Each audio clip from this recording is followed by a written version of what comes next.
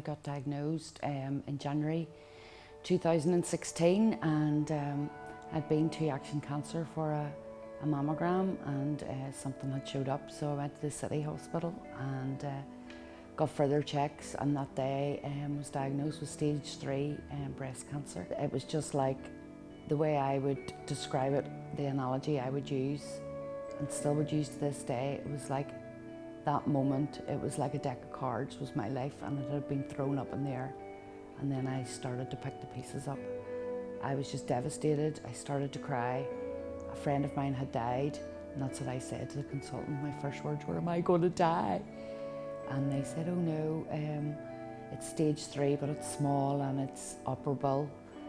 So I went away devastated but with hope, and soon after that I had my surgery, and it was lymph nodes and the lump removed, and it was all very positive. But unfortunately, because of my age and stage, I had to have chemotherapy, and I was absolutely devastated about that, because I knew what chemotherapy does to the body, and my initial thought was, I'm going to lose my hair, and of course I did. That was followed by 20 days, consecutive days of radiotherapy, and October was my celebratory date, and unfortunately, unknown to me, you know, my young sister had been diagnosed at the same time. Because of her type of cancer, they did more tests, and unfortunately the BRCA gene was involved, so my sister and I were both BRCA positive, which meant that my journey was going to be extended. I would need to have surgeries to remove the ovaries and the womb and double mastectomy. So my journey, instead of being a year, went on to like 3 years. Loads of hospital appointments, loads of surgeries. And for me, I just felt lost. I just felt not like myself. Every piece of me as a woman was gone. And I just felt that I'd lost everything. I'd lost everything that identified me as Audra. One of the appointments at the city hospital, I was talking to the breast care nurses, and they gave me an information pack, and within that there was all sorts of leaflets.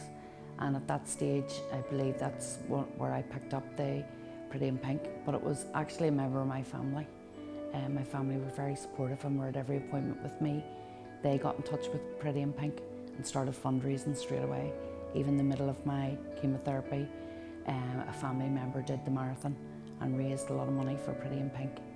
And from then, my journey with Pretty in Pink really started. You know, fundraising, getting to know the staff, phone calls. I couldn't go and meet the people myself, but they came to my house, you know, when the money was being presented, and I got to meet the team.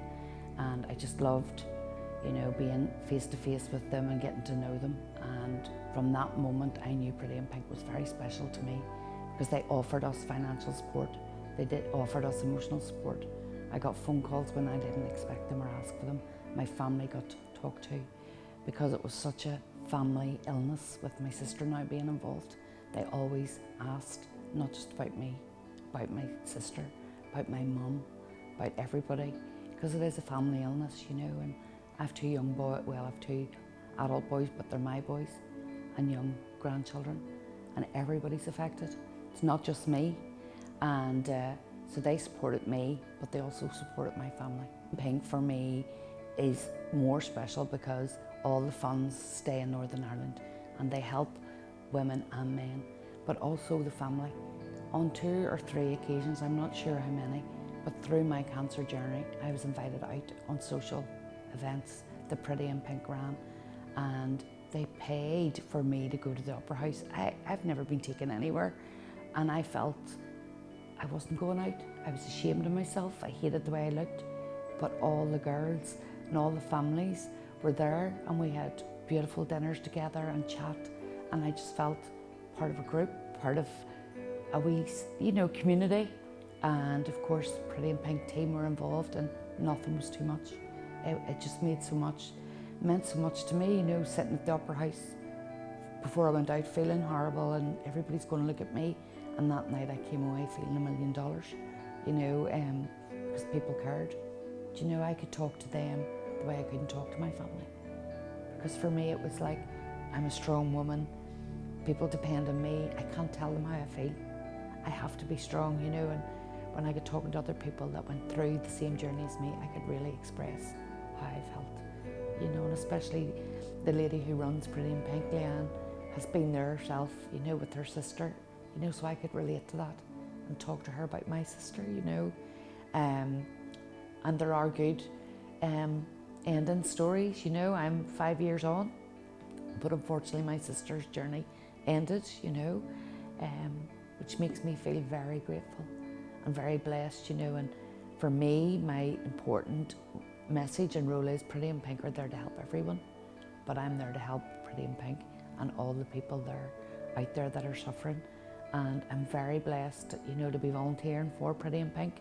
I love it. I've just got Audra back. I'd lost her somewhere along the way, and today, you know, I go down to the office, I speak to people on the phone that are going through the same journey as me, and I'm able to say, yes, I know how you're feeling, but it does get better, you know, just hang in there.